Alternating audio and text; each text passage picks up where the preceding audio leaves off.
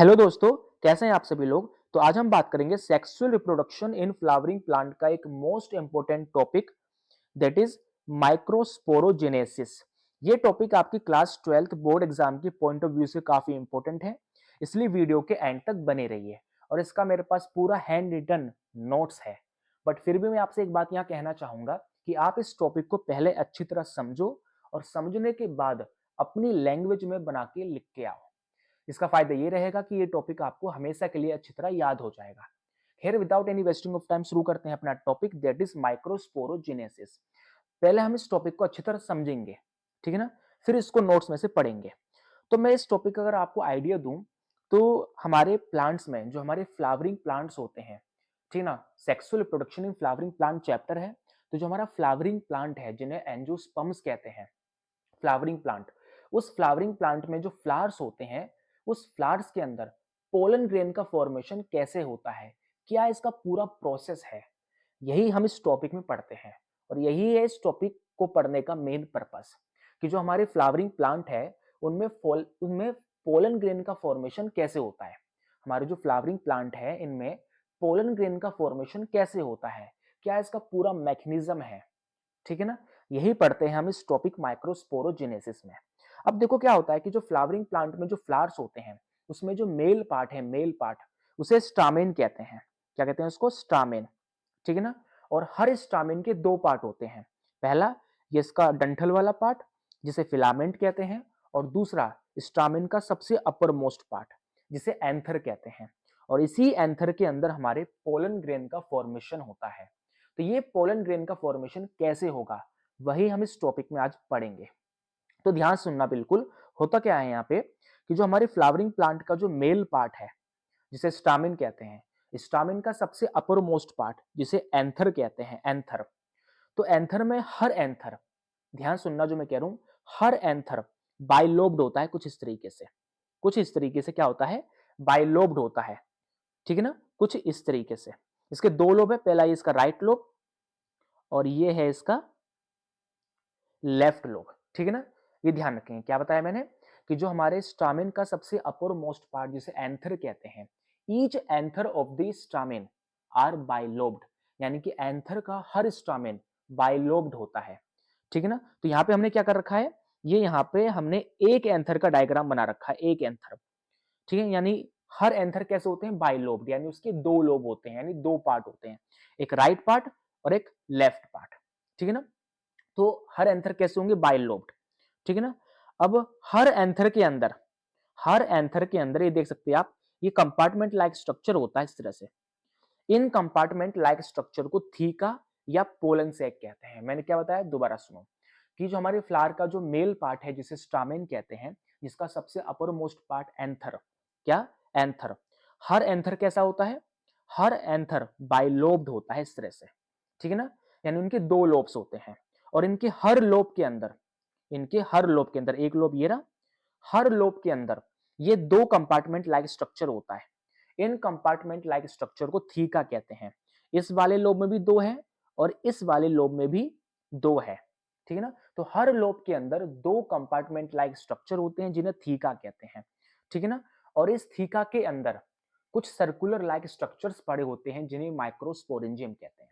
अब देखो यहाँ पे क्या किया गया है, ये एक डायग्राम है। यहाँ पे क्या किया गया है, ये जो हमारा बाइलोब्ड एंथर है, इस बाइलोब्ड एंथर का यहाँ पे ट्रांसवर्स सेक्शन लिया गया इस तरह से। और जैसे ही हम इस एंथर का ट्रांसवर्स सेक्शन लेते हैं, तो ट्रांसवर्स सेक्शन लेने के बाद जो डायग्राम बनता है, वो ये वाला होता है। तो ये कुछ नहीं है, ये हमारा पूरा एक बाइलोब्ड एंथर ही है, ठीक है ना। इस तरीके से क्या है? बाइलोब्ड एंथर, ठीक है ना। जिसे हम ये क्या है? थीका। ये वाला पार्ट कौन सा है? थीका। और हर थीका के अंदर ही देख सकते हैं आप, ये सर्कुलर लाइक स्ट्रक्चर पड़ा हुआ है। इन सर्कुलर लाइक स्ट्रक्चर को माइक्रोस्पोरेंजियम कहते हैं। देख सकते हैं कि ये रहा, एक ये रहा, एक ये रहा, ये रहा। यानी हर थीका के अंदर एक सर्कुलर लाइक स्ट्रक्चर है, जिन्हें माइक्रोस्पोरेंजियम कहते हैं, ठीक है ना। और हर माइक्रोस्पोरेंजियम के अंदर एक टिश्यू पड़ा होता है, जिसे हम क्या कहते हैं? स्पोरोजीनस टिश्यू कहते हैं। तो मैंने अब तक क्या बताया? मैंने ये बोला कि जो हमारे फ्लावर का जो मेल पार्ट है, जिसे एंथर कहते हैं, हर एंथर बाइलोब्ड होते हैं, यानी हर एंथर दो लोब से बने होते हैं। और एंथर के हर लोब के अंदर दो कंपार्टमेंट लाइक स्ट्रक्चर होता है, ठीक है ना। हर लोब में दो कंपार्टमेंट लाइक स्ट्रक्चर जिन्हें हम कहते हैं थीका, और हर थीका के अंदर सर्कुलर लाइक स्ट्रक्चर्स पड़े होते हैं जिन्हें हम क्या कहते हैं, माइक्रोस्पोरेंजियम। और हर माइक्रोस्पोरेंजियम के अंदर इस तरह से देख सकते हैं ये टिश्यू पड़ा होता है। इस टिश्यू को स्पोरोजीनस टिश्यू कहते हैं। क्या कहते हैं, स्पोरोजीनस टिश्यू, ठीक है ना। तो जो मैंने बताया अब मैं उसको पढ़ के बता देता हूं आपको कि क्या है, ठीक है ना। उसको मैं पढ़ के बता देता हूं, देख सकते हैं यहाँ पे ये जिसे मैंने बताया यहाँ पे, each anther of stamen are bilobed, यानी कि स्टामिन का हर एंथर, मतलब कि स्टामिन का सबसे अपर मोस्ट पार्ट एंथर होता है, ठीक है ना। तो हर एंथर्स कैसे होते हैं, बाइलोब्ड होते हैं, यानी इनके दो लोब होते हैं। Each lobe contains two compartment, ठीक है ना। ये देख सकते हैं यहाँ पे ये हर लोब है, ये एक लोब ये राइट है, एक ये लेफ्ट है। हर लोब में ये दो कंपार्टमेंट है इस तरह से, ठीक है। तो वही लिखा है मैंने यहाँ पे कि each lobe contains two compartment, हर लोब में दो कंपार्टमेंट्स होते हैं। इन कंपार्टमेंट्स को थीका कहते हैं।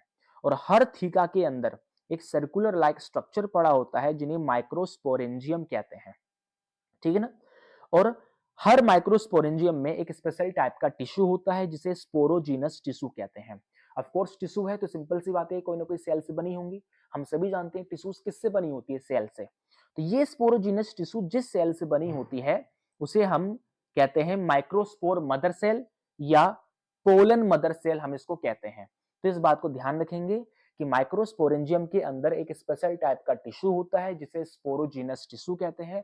और ये स्पोरोजीनस टिश्यू जिस सेल से बने होते हैं उन्हें माइक्रोस्पोर मदर सेल या पोलन मदर सेल कहेंगे, ठीक है ना। मैं ये दुआ कर रहा हूँ कि आप जरूर इस नोट्स को उतार रहे होंगे, ठीक है ना। नाउ अब यहाँ ये क्या गया है, ये देख सकते हैं कि यहाँ पे अब ये बात कही गई है कि अब क्या होता है यहाँ पे कि हर माइक्रोस्पोर मदर सेल, यानी कि माइक्रोस्पोरेंजियम में क्या है, स्पोरोजिनस टिश्यू है। वो स्पोरोजिनस टिश्यू एक स्पेशल टाइप की सेल से बनी होती है जिन्हें हम एमएमसी यानी माइक्रोस्पोर मदर सेल कहते हैं। अब ये सभी के सभी माइक्रोस्पोर मदर सेल क्या करते हैं, मियोसिस डिवीजन करते हैं। देखो मियोसिस डिवीजन क्या होता है, ये एक ऐसा डिवीजन है, अगर ये किसी भी सेल में हो रहा है, ठीक है ना, तो मियोसिस डिवीजन होने के बाद जो न्यू सेल्स बनेंगे उन न्यू सेल्स में क्रोमोसोम नंबर हाफ हो जाएगा। अब देखना ये जो माइक्रोस्पोर मदर सेल है ये 2n है, यानी कि इस माइक्रोस्पोर मदर सेल के अंदर जो क्रोमोसोम है वो पेयर्ड में है। अब इस माइक्रोस्पोर मदर सेल में क्या होगा, मियोसिस डिवीजन होगा, जिसकी वजह से क्या होंगे यहाँ पे 4 इक्वल एंड हैप्लोइड सेल्स बनेंगी। और ये चारों के चारों सेल्स एक दूसरे से जुड़ी होगी जिसे माइक्रोस्पोर टेट्राड कहेंगे। और ये कैसा होगा, ये हैप्लोइड होगा। यानी कि देख सकते हैं यहाँ पे ये जो माइक्रोस्पोर मदर सेल है, ठीक है ना, ये 2n है, यानी इसमें जो क्रोमोसोम है वो पेयर्ड में है। जैसे इसमें मियोसिस हुआ तो मियोसिस होने के बाद जो ये नए सेल्स बने, ये जो नए सेल्स बने इनमें क्रोमोसोम नंबर हाफ हो गया। तो इससे पता चलता है कि मियोसिस जिस सेल में होता है, ठीक है ना, होने के बाद उनसे जो न्यू सेल्स बनते हैं उनमें क्रोमोसोम नंबर हाफ हो जाता है, ठीक है ना। तो यहाँ माइक्रोस्पोर मदर सेल में मियोसिस डिवीजन होगा और मियोसिस डिवीजन होने के बाद 4 इक्वल एंड हैप्लोइड सेल्स बनेंगी और वो जुड़ी रहेंगी, जिन्हें क्या कहेंगे, जिनको हम कहेंगे माइक्रोस्पोर टेट्राड। क्या कहेंगे इसको, माइक्रोस्पोर टेट्राड। फिर इसके बाद क्या होगा, उसके बाद क्या होगा कि ये जो सेल्स हैं माइक्रोस्पोर टेट्राड जो जुड़ी हैं ये एक दूसरे से सेपरेट हो जाएंगी, ठीक है, जिन्हें माइक्रोस्पोर सेल कहेंगे। जो कैसा होगा, हैप्लोइड होगा, यानी इसमें क्रोमोसोम नंबर जो है वो हाफ हो चुका होगा। तो माइक्रोस्पोर मदर सेल डिप्लॉइड होता है, 2n होता है, इसमें मियोसिस होते हैं और इससे 4 इक्वल एंड हैप्लोइड सेल्स बनती हैं जो जुड़ी रहती हैं एक दूसरे से, जिन्हें माइक्रोस्पोर टेट्राड कहते हैं, जिनमें क्रोमोसोम नंबर हाफ हो जाता है मियोसिस के बाद।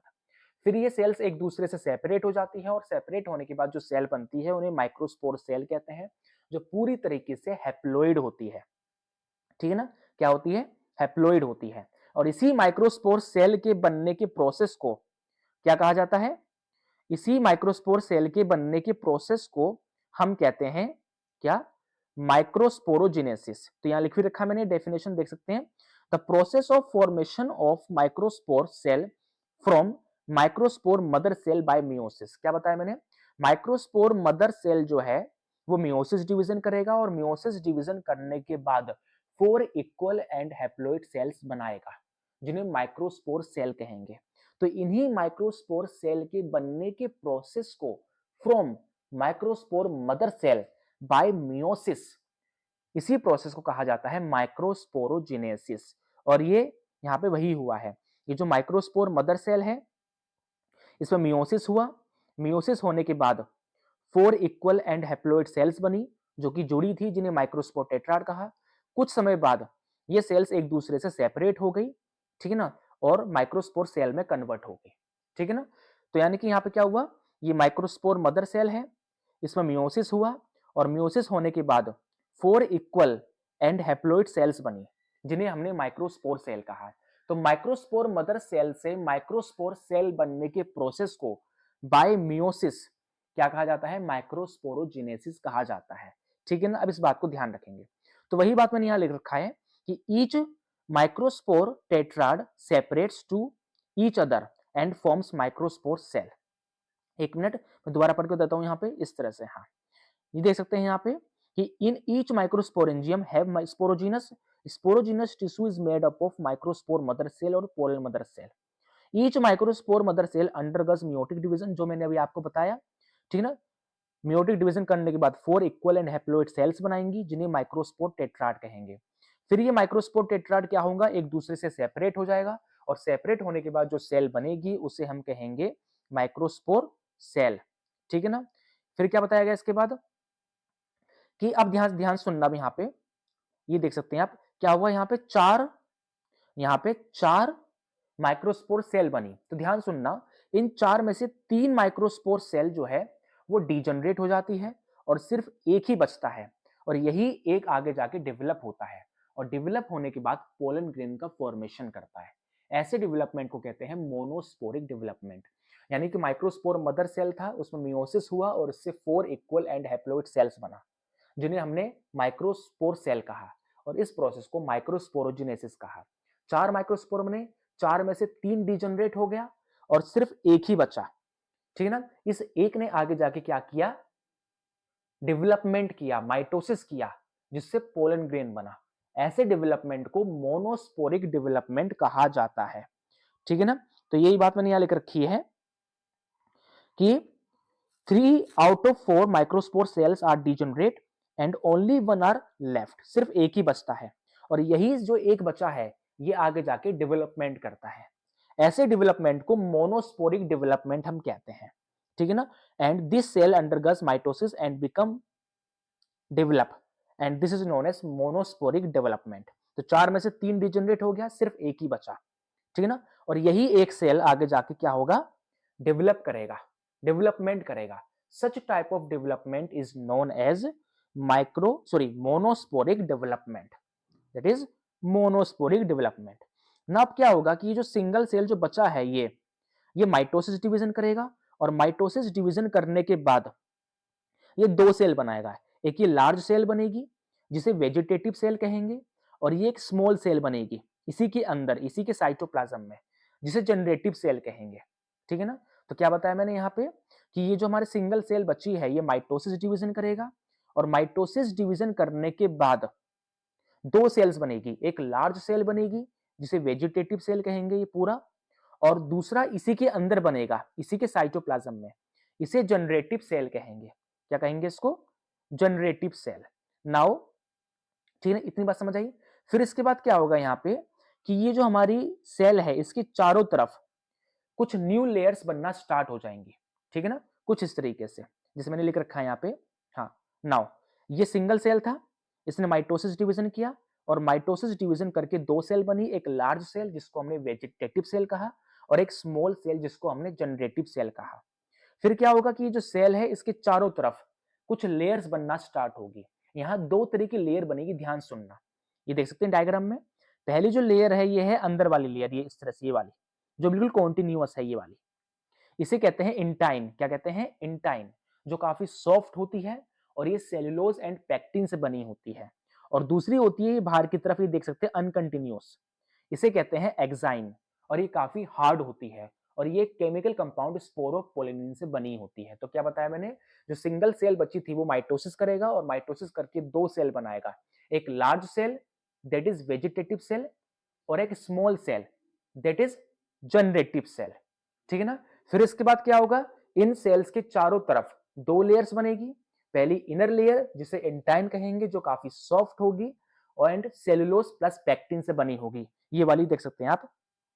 और दूसरी होगी ये वाली अनकंटिन्यूअस लेयर, इसे एक्साइन कहेंगे, जो काफी हार्ड होगी और ये एक हार्ड केमिकल कंपाउंड स्पोरोपोलिनिन से बनी होगी।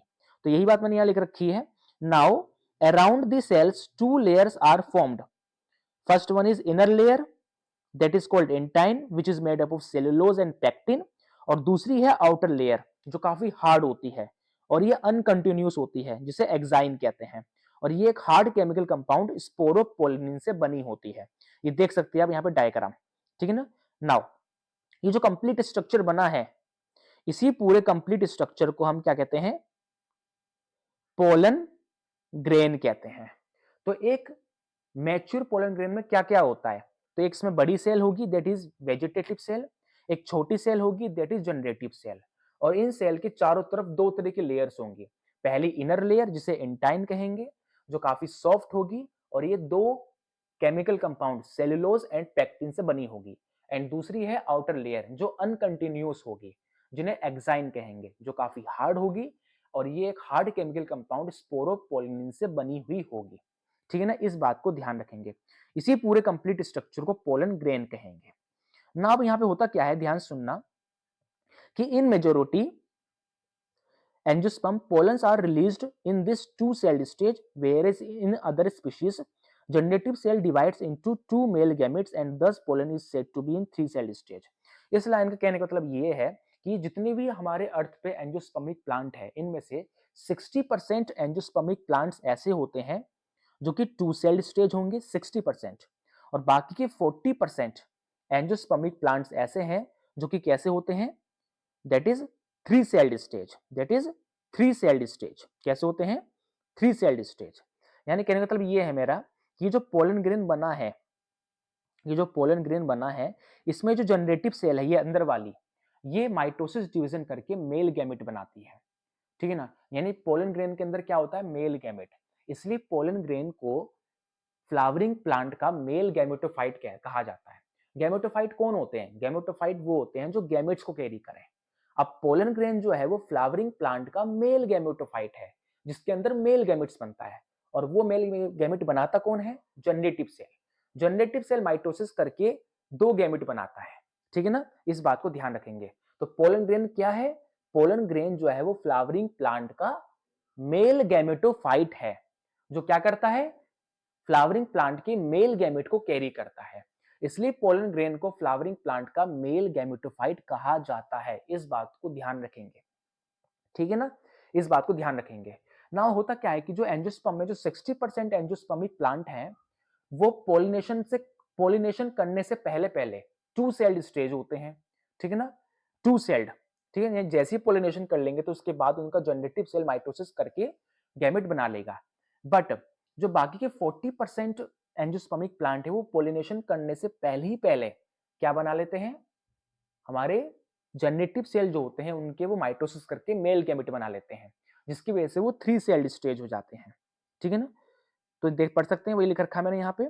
इन majority angiosperms pollens are released in this two celled stage, where is another species the generative cell divides into two male gametes and thus pollen is said to be in three celled stage।